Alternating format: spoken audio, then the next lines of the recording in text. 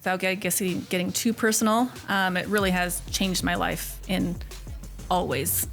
I was a stay-at-home parent, 8 years ago, and decided I wanted more. I wanted to, have a work, experience and skills and things that I could go and do on my own and then bring home to myself, my daughter, and just to make my life better. So that's when I started working at Nuvi, and just to get my foot back in the door in the career stage, and was able to build to where I am. And I'd say my value and my self-worth has infinitely changed. I feel like I can stand on my own 2 feet, and it's a pretty damn good place to be.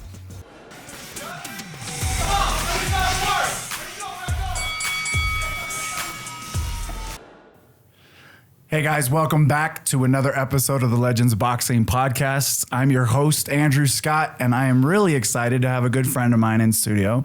This is Mary Bevins, and she is now, correct me if I'm wrong, is it the COO now? That's correct. Okay, yep. okay. That's the COO of headquarters, Legends Boxing. Welcome. Thank you. So happy to be here. Good. Yeah. You look very happy. Yeah.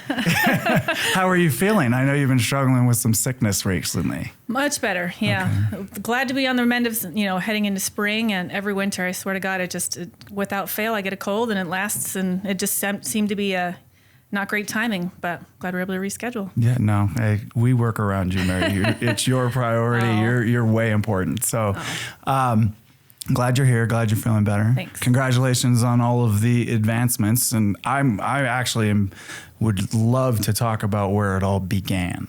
So let's go back. How long have you been with Legends? Almost 6 years. Wow, really? Yeah. It was 2017 when I joined the team. That's wow. I know. Crap. It's a lifetime.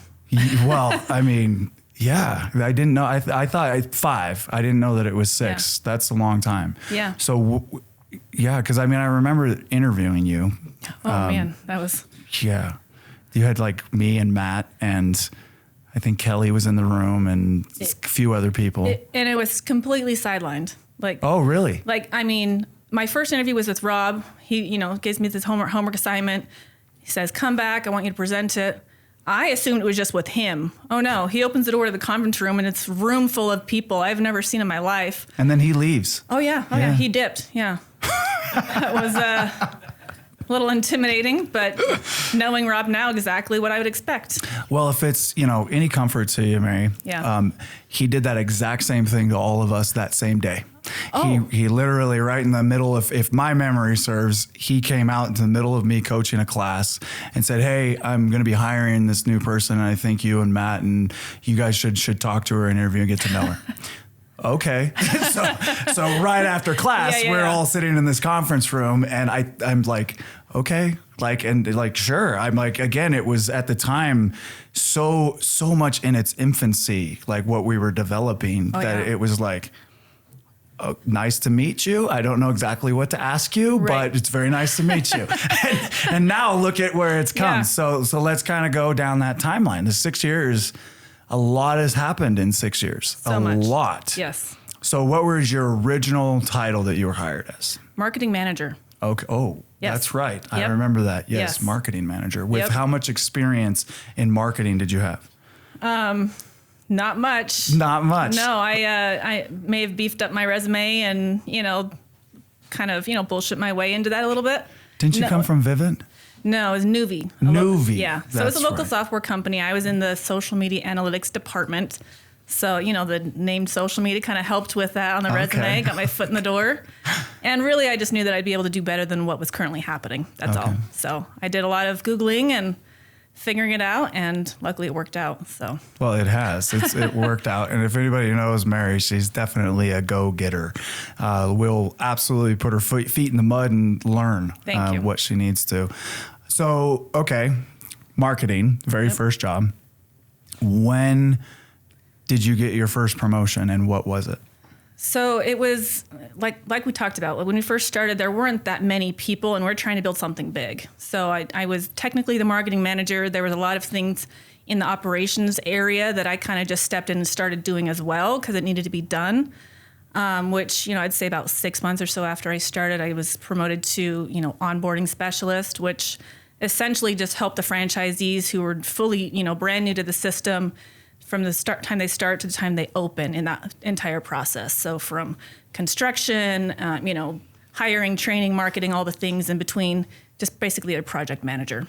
So, man, my memory is you're helping me remember a lot of stuff. Like I've totally forgotten all of this stuff and how much, like, I didn't even know. Did we have another location open up? It was just Riverton at the time, right? It was just Riverton, and then Sandy was in the real estate phase. Okay. So I started in September, and I believe they opened in March. Okay. Yes, and you were very, very intricately involved in making that happen. Yeah. Yes. Yeah, I did. Yeah, that's when I was in, the marketing area and still learning a lot about the business itself.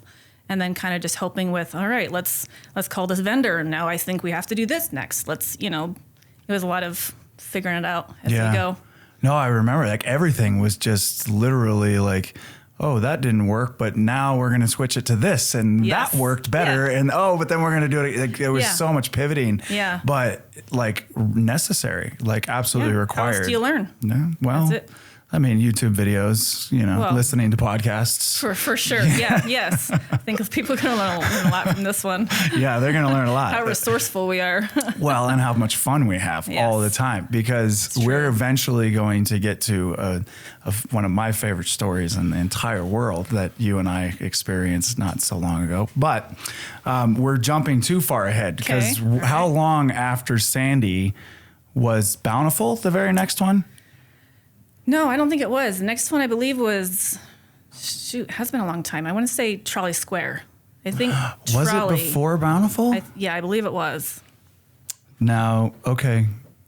Man, yeah. Should have looked at the timelines before this and prepped. But yeah, I believe it was Trolley Square. I'm sure they were not so far behind each other. Yeah. Because I remember Trolley, they were going through a lot of hassle with Whole Foods before. That's right. That took a long time in the lease phase. I did forget about that. Yeah. And it was an unoccupied space. So they had to like cement the floor before they could even go in and start doing the build. But it was like Whole Foods had to pass off on the fact that they were going to be okay having a boxing gym or something at Trolley Square. Yeah. They had like final word on it, which is all right. What's wrong with having this? This is a great synergy. Right. Fitness and health. Like, let's put it together. Yeah. And so glad that it was able to happen, because Trolley's space is pretty awesome. Oh, it's really cool. Yeah. So big, so awesome. Yep. So then Bountiful was next. Yes. Okay. And it's just been a different ride every single time. Well, we learned something every time, right? Mm-hmm. What works? Great. Let's keep going. What didn't? What do we want to change? How do we save time, money, effectiveness of XYZ, and let's change it a little bit if it's next time. And that's actually something that I've always admired, because it's like, even after every EFN, I can remember like just going back the next, like after the weekend on Monday, you guys are mind mapping. Yep. All right, what did I not like? What are we going to take out? What are we going to add this time? Yep. It's crazy to just kind of see how you guys explode your thoughts onto a board. It's pretty cool. Yeah. So, it's been a massive amount of evolution. So let's kind of talk about Look Good Brands. Let's talk about that, because that was a pretty big, huge change in the Legends world. Yeah, unexpected. Yes, very unexpected. Yeah. So tell me a little about your experience there. Yeah, so, when did that all happen? I feel like it took about 6 months or so in the conversation between the time it started and the time it was sold. Rob Scott, he stepped out, sold it. Look Good Brands, this big parent company with, a lot of resources that we lacked, came in and had a big vision for Legends. And I think that was when I kind of stepped more into the role of official operations. I was the director of operations, I believe, at the time. And then Scott Hatter came in as the chief operations officer, who had a lot of experience that I lacked, which was awesome. I felt like I learned a lot from him in that role. Such a cool dude, Scott. We love you, man. He Always really a part of Legends. Yeah, I know. I still text him once in a while. Hey, just checking in. How's it going? I used to play golf with him last season, and he was supposed to play on Sunday, but he actually injured his elbow playing tennis. So at least he didn't injure it playing boxing. Well, yes, that's true. Tennis elbow. Get it? But I'm bumped. But here till Thursday. Yeah. Anyway. It was kind of a crazy ride, and it was, heading in the right direction. I felt like there were some things that maybe were, misaligned with the vision I always had for Legends. But then it didn't really matter anyway. COVID kind of hit, turned things sideways, and it changed a lot of things. And in retrospect, it was for the better, in my opinion, for the sake of Legends. As far as the whole, end of COVID came, and the whole trajectory that Look Good Brands had for Legends got sidelined, and they wasn't interesting to them anymore, and wasn't fitting with their portfolio. So Rob was able to buy it back and put his vision back in place, and which was something that I was much more aligned with. So here we are. Yeah, no, it couldn't have been said better. Thank you, Rob. Saved Legends. I agree. 100%. Yes, it wouldn't be what it is today had that not happened. No, I don't even think the name would even be existing. I think that in my opinion, I think that in the realm of business, it was smart business on their part, especially with the way numbers I'm sure were, and with COVID, the effect that they were, going to sell it to another company. And so I couldn't be more excited to still be a part of Legends because Rob saved it. He really did. So that kind of segued us into this story I've been waiting to kind of talk to you about. And I have no idea what this is.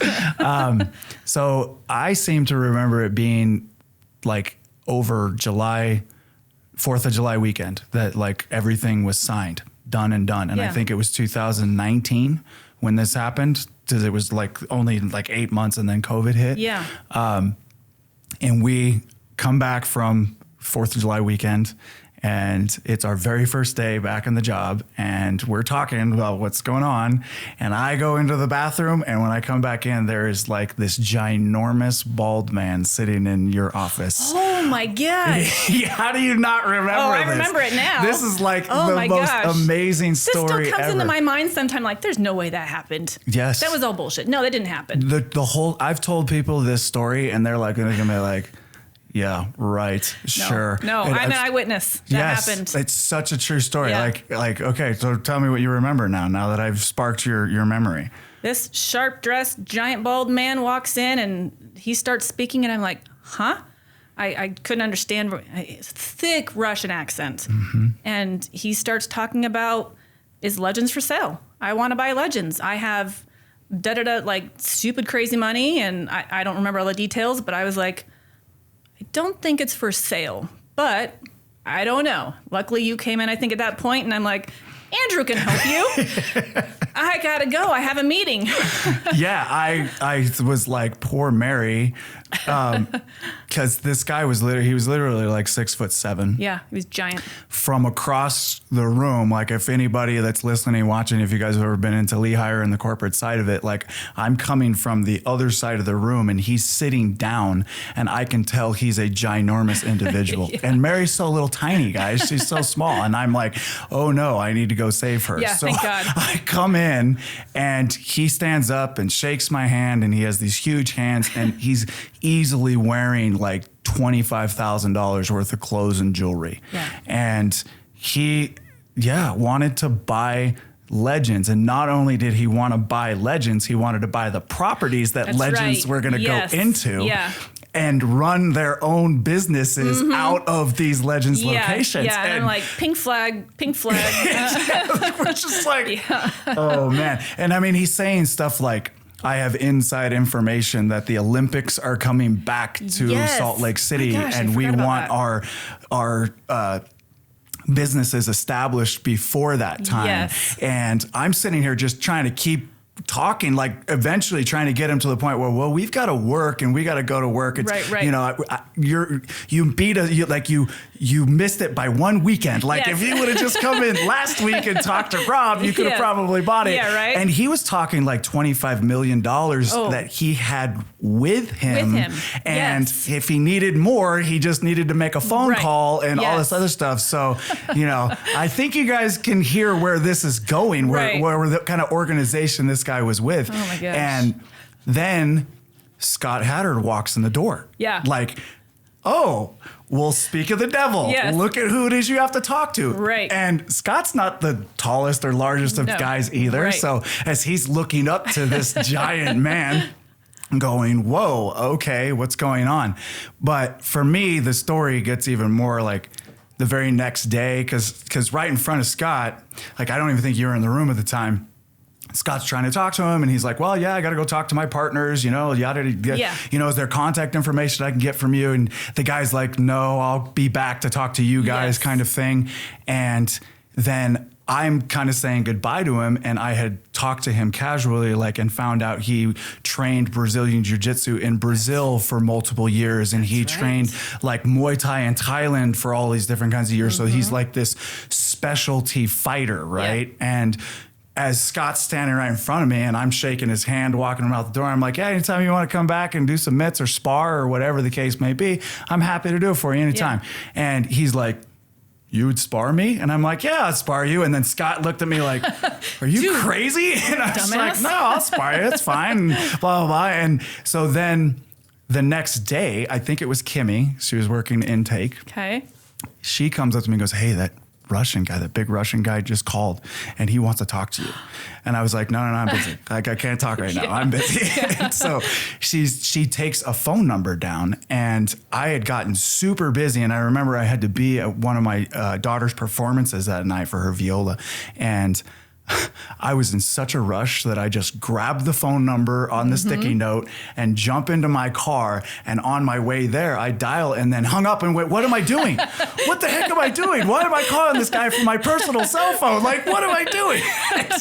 Oh, man, I won't go any further, but it was such a crazy, just like, holy crap kind of experience. Yes, like, I had totally forgotten that. I mean, yeah, as we're talking about this, it's like I can picture it now all happening right there. I even know what I was wearing. Like, yeah, that was an impactful experience for sure. It's so crazy. Yeah. It's like, I bet I can go back in the history of my phone and still see all these text messages from this guy that was trying to recruit me. And I was just like, so crazy. So yeah, he's in my phone still as the Russian. The Russian. that's the title. With of the red phone. X next to it. Yeah, don't text. respond. No text. I'm probably on the FBI's like hit list. Well, they're listening to this right now. Yeah. So if you are, tell people to subscribe and click and follow us and leave a comment. Right. Yeah. And leave whatever information you might have. Absolutely. Gaps. Yes.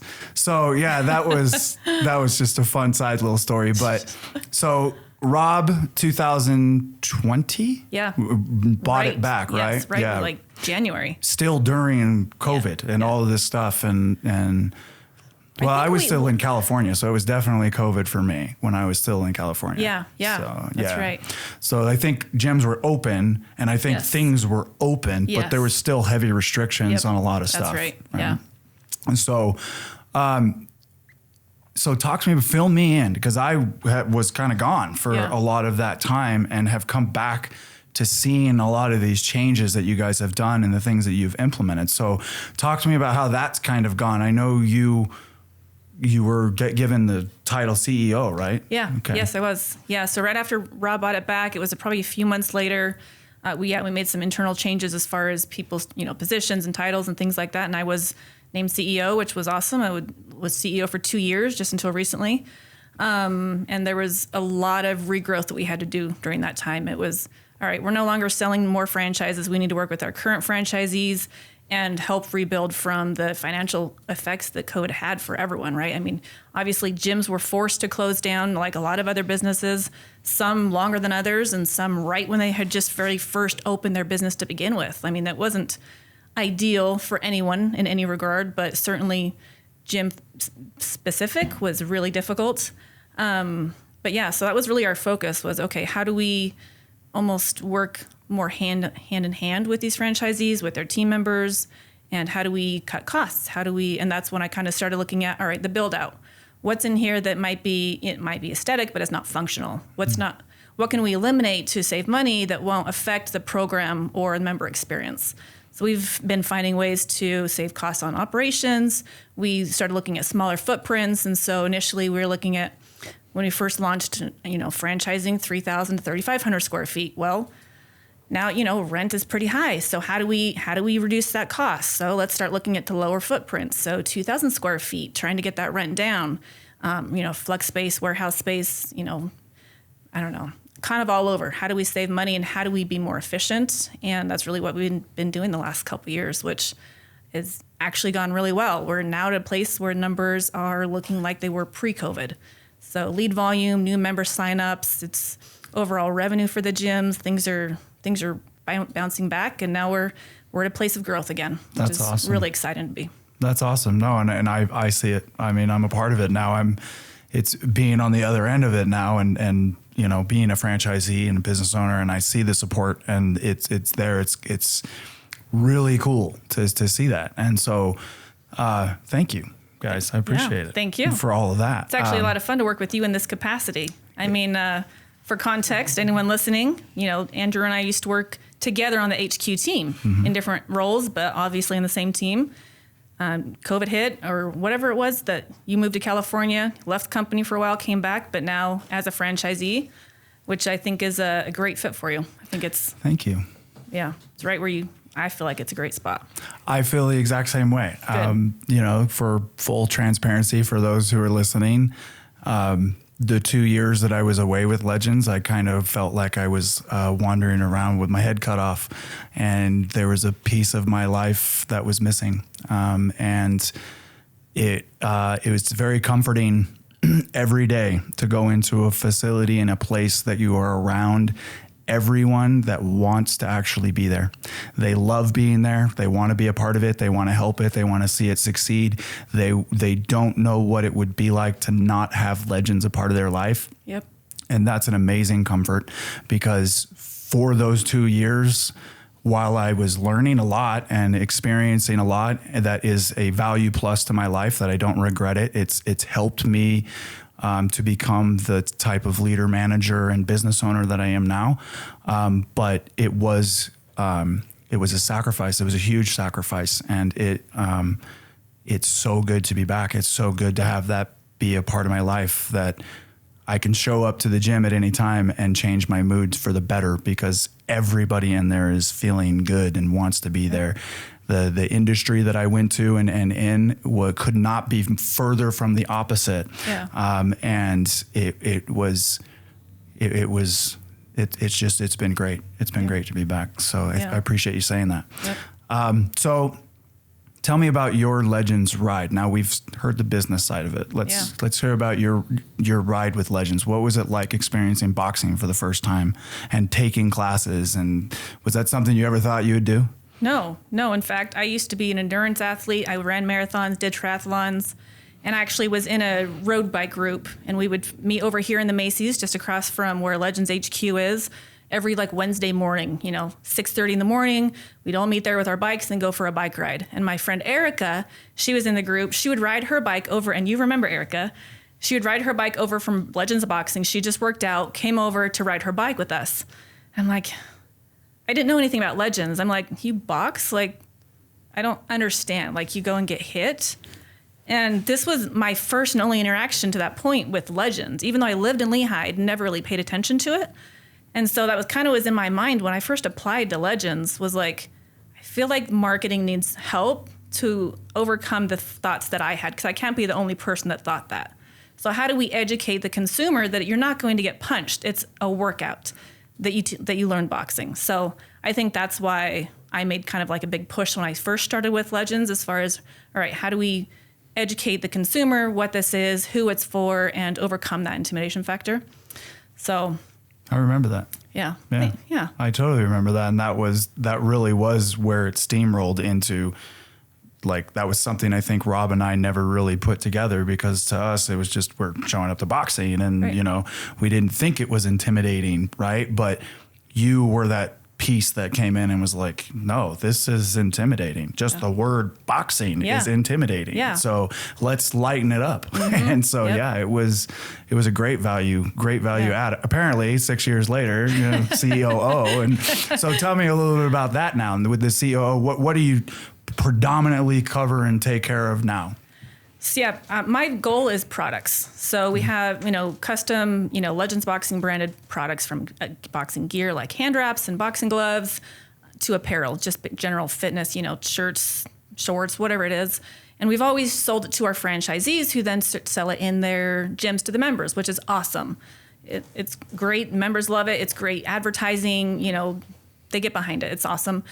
Something that we've been missing, though, is online sales. And so my focus is to not only help to improve the sales and the quality and output for the franchisees on the wholesale side so the members can experience that, but to then also grow the online sales so that collectively, I mean, Legends will be just walking around the whole country. Okay. So that's awesome. Yeah. And I think we're going to be focusing on the online sales in the areas where we hope to develop soon to help soften the market for, creating the awareness, every time I wear a Legends shirt just to the grocery store, someone's like, you work at Legends or do you work out at Legends? I mean, it's such a talk trigger. People recognize it. Mm-hmm. And I think that'll be a great way to soften the market for new gyms or potential new gyms in other areas of the country. Yeah, you couldn't have said that better, guys. So if you are Legends members and you have Legends shirts, if you want to start a conversation with somebody, go out in public with your Legends gear. Yep. It's always a conversation starter. Yeah. And for me, it's always been a great thing. Like people that know me, they know I love to golf, and you oftentimes are getting paired up with people you don't know, and then there's always in the conversation, well, what do you do for a living? And it's a pretty cool thing to be, well, I'm a boxing coach. Yeah. That's a conversation starter. It really is a conversation starter. Yeah, it really is. Yeah, people ask me, what do you do? I work at Legends Boxing. Oh, that's so cool. Are you a coach? Well, no, I'm not that cool. But, I help sort of create training for coaches. So it's almost Mary, as cool. I believe that if you needed to step in and coach a class, you'd be able to do it. I've actually considered becoming certified as a coach just so that I have the skill. So we'll see. I don't know. I think you'd be great. Yeah, I think you'd be great. You put your mom voice on and just get out there. Wait, do I have a mom voice? Yeah, well, of course you do. Okay. Yes, you have a mom voice, and it's coming from the diaphragm here. Yeah, so that constant projection, so you don't mess your throat up. Fair. But those are the things you learn in the certification. Yeah. So perfect. Yeah. I encourage you to do it. I absolutely do. I think it'd be fun. So back to the boxing journey. Yes. What kind of, other than working and helping to develop the core values of it, what kind of things in your personal life as Legends helped you grow through or helped you kind of see what kind of part is that? Huge part. Without getting too personal, it really has changed my life in all ways. I was a stay-at-home parent, 8 years ago, and decided I wanted more. I wanted to, have a work, experience and skills and things that I could go and do on my own and then bring home to myself, my daughter, and just to make my life better. So that's when I started working at Nuvi, and just to get my foot back in the door in the career stage, and was able to build to where I am. And I'd say my value and my self-worth has infinitely changed. I feel like I can stand on my own 2 feet, and it's a pretty damn good place to be. Yeah, it is. And I've seen that, and that's been a pretty awesome transition to see. How much weight have you lost? Oh, at one point, let's see. I've put a little bit extra on the last 6 months. Where? Did you grow your hair out longer? Because I don't see it. Thank you. I appreciate that. At one point, I had dropped 25 pounds. Wow. So, yeah. And when she first started, guys, you got to know that she didn't look like she needed to drop 25 pounds. Thank you. So that's pretty amazing. So complete change of life. Yes. And complete physical change. Yep. And you're still taking it to the next level. Oh, always. So before we go, yep.